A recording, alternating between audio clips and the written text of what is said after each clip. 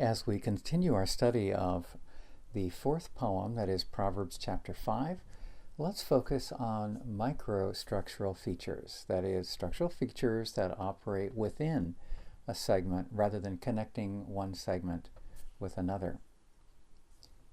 We'll divide these between form-based structures and content-based structures. Three structures operating at the micro level are form-related. They involve repetition, summation, and reversal. Let's look at repetition first. The first form-based structure then, which we'll look at, is a repeated Hebrew root occurring early in two segments. Those segments are located at verse 9 and verse 11. As you study the outline, you'll see that verse 9 starts a segment that consists of 9 and 10. For its part, verse 11 opens yet another segment. That one runs from verse 11 to 14. So once again, verse 9 opens one segment, verse 11 opens the other. We've said that what joins these together is a shared Hebrew root. We specify that because in the English you won't detect this, but as you see what's the underlying root of these two words, you find that it's the same. It's just the surface meaning points in a different direction because there's some added vowels that change the configuration of that root. In verse 9, we find the dismal prospect of the youth bankrupting his splendor to the benefit of a group that are known as the outsiders. That's our key word. In Hebrew, it's the acherim, the outsiders. An expression employing the same root that's found in the term outsiders occurs then in verse 11a. The Hebrew expression is be'acharitecha, and that translates as in your last days. We're saying then that the word outsiders and the expression in your last days, they both track back to a single Hebrew root. This expression, in your last days, figures prominently in the first hemistich of the segment beginning in verse 11. So to summarize, verse 9a and 11a each begin their respective segments and each carry this Hebrew word, this Hebrew root, that is, which gives rise to the term outsiders in verse 9 and in your last days in verse 11. Just to reinforce the concept of a form-based structure, you will notice here that looking at the root, there is a similarity, but if you look at the content of it, outsiders and in your last days, the derivative meanings are fairly divergent. Etymologically, you can see how they source in the same point, but they're not really pointing to the same concept in those respective verses. That's why we say it's form-based rather than content-based. The second form-based microstructural feature involves summation. There is actually a reinforced summation that closes Unit 3C2. We're focusing here on verse 19. A summation, namely the expression at all times in verse 19,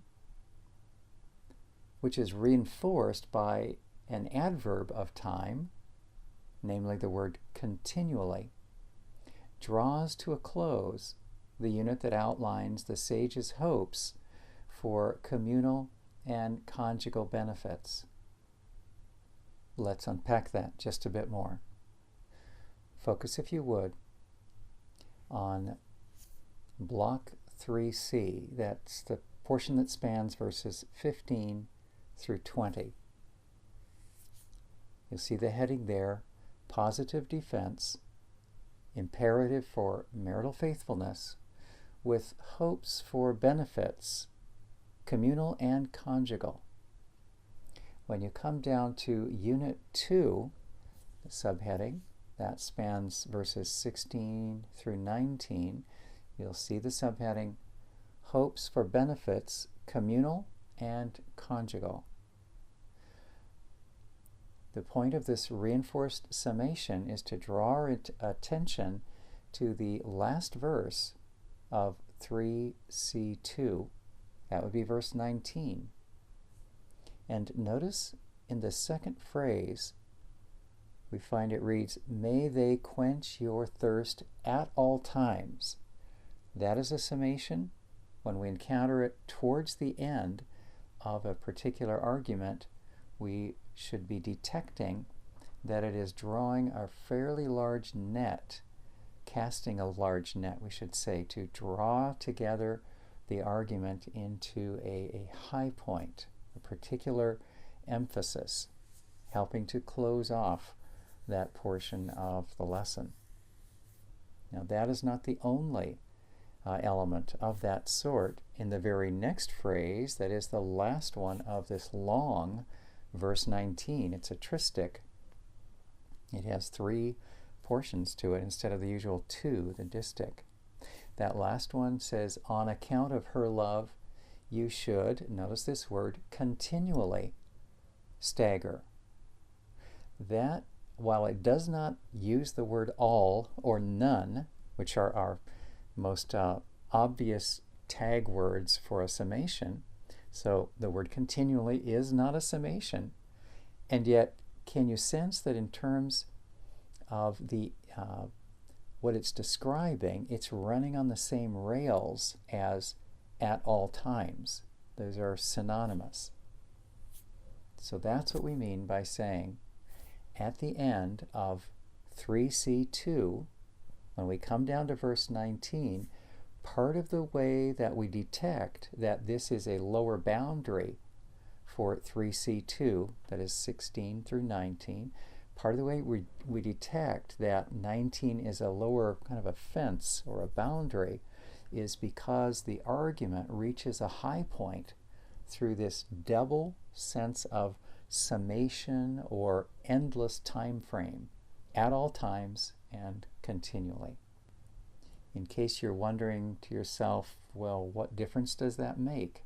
That means as we're reading through 16, 17, 18, and 19, we should sense an acceleration, we should sense a crescendo, we should sense in that long verse 19 that the sage is very much intentionally intensifying what he's saying.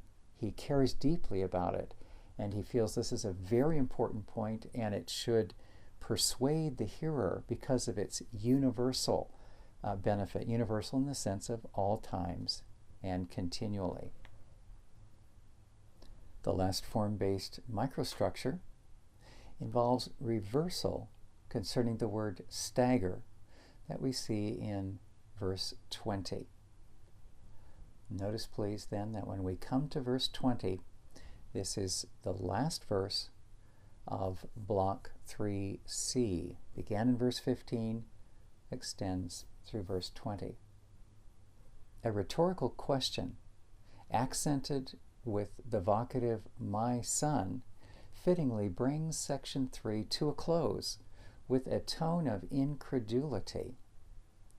If the foreign woman leads to such destructive captivity as the sage has been describing, and if one's wife leads to such delight and freedom, then why, the sage wonders, would any sane person opt for an illicit amorous relationship?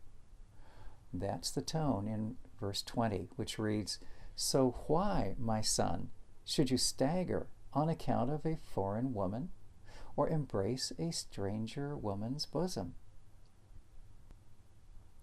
The term stagger, which is the same word used to describe legitimate love intoxication within marriage in verse 19, now conveys 2 things in verse 20, both illicit love intoxication and the sense of the hazard of losing one's way or straying.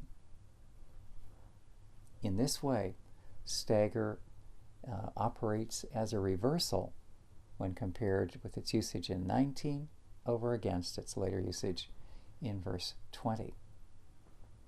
Please direct your attention now to content-based structures. There are 8 microstructures that are content-based. These involve thematic coherence, reversal, 3 instances of progression of thought, a framing structure, contrast, and character summary. First is thematic coherence in section 2. Please direct your attention to section 2, that is verses 3 through 6. You might want to pause the lecture a moment to read those 4 verses. As you do, you'll find that all of those verses are devoted to exposing the danger posed by the foreign woman. That danger might consist, on the one hand, of her alluring seduction. That especially occupies verses 3 and 4. Or it may consist of the deadly destinations toward which she travels. And that especially occupies verses 5 and 6. But either way, we find these 4 verses enjoy a thematic coherence, allowing us to group them together as section 2. Next, please notice the reversal that operates in block 2A. Here we're focusing on verses 3 and 4. The alluring traits of sweetness, indicated by the word honey, and smoothness, indicated by the expression being more slippery than oil, which we find in verse 3, these are reversed when we come to verse 4. Sweetness now turns bitter, and smoothness takes on the razor sharpness of a knife's keen edge. Next, consider progression of thought that moves beginning in block 3B and then carries over to block 3C. There are 2 instances of this. Block 3B, that is verses 8 to 14, and block 3C, verses 5 to 20, both of those supply defenses. They're running similar in that regard. You might say they supply strategies to prevent entanglement with the foreign woman. So much is similar, but now consider how there is a shift of progression of thought moving from 3B to 3C. Here's the first example. There's a movement from negative cautions in 3B to positive exhortations in 3C. A sample of a negative caution is in verse 8a. We read, "Keep your way a good distance from," and the implication is from the foreign woman. That's a negative statement, that's a caution. When we come to verse 18b, and now we're shifting to block 3C, in 18b we find a positive exhortation. "Rejoice because of the wife from your youth." A similar progression of thought from 3b to 3c may be seen in the manner in which the pupil will bring benefit to those around him. In block 3b, the youth's entanglement with the foreign woman allowed his captors to benefit at the expense of his own wealth and exertions. That's in verses 9 and 10. So, benefit to those around him? Yes, in a very tragic way. They benefit from him after they have entrapped him. When we come to block 3C, the sage points out that here again there will be benefit to those around the pupil, but it's a very different situation. Instead of the negative benefit that was in block 3B, that is harm to the youth, bringing benefit as they wring him out, basically. Now in block 3C, we find that the pupil will bring benefit to others, and we read in verse 17, there will be resources that emerge from his robust and healthy marriage, resources that will benefit the community around him, and yet they will belong to the youth alone and not to strangers near you, as it reads in verse 17. So benefit to the periphery in both cases, the first through a virtual entrapment or incarceration, being captive by the strangers or foreigners. In Block C, we have benefit to the community in a healthy, benevolent way. And in that case, the youth is in sovereign control of these beneficial resources rather than being subject to foreign captors. The next content-based microstructure involves progression of thought from Unit 3B1 to 3B2. We're drawing our attention then 3B1, that's verse 8. Keep your way a good distance from her and do not approach the door of her house. 3B2 spans 9 through 14, beginning with verse 9, lest you give over to outsiders your splendor and your years to the cruel. Following the call to attentiveness that's interjected by the father sage in verse 7, the grandfather's teaching then resumes and moves from a twofold imperative in verse 8, and that leads to supportive incentives in verses 9 to 14. So a progression of thought is fundamentally imperative followed by incentives. Consider the imperative in verse 8. Confined as they are to a single verse, just verse 8, the double imperatives there strike an incisive blow against the multiple wiles of the foreign woman. Those wiles unfolded over a series of 4 verses, 3 through 6. Then we come to the interjection 7, and then the imperative, focused, double imperative, a negative defense, stay far from her. That imperative, the pair of them, they are followed up then, supported by incentives, beginning in verse 9. They take the shape of A, the prospect of bankruptcy suffered by the youth. That's verses 9 and 10. And that's followed by B, a prediction that the youth will reflect with remorse, realizing that his stubbornness to correction brought him to the brink of irreparable ruin. That's verses 11 through 14. In this rare and hypothetical testimonial, the pupils will hear how this youth in the story would describe his error. After having fallen victim to his own choices, the youth at last will gain the insight that the sage was trying to give him from the outset.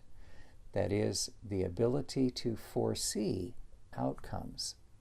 The tone of self-indicting incredulity is rhetorically quite unassailable as it represents personal testimony.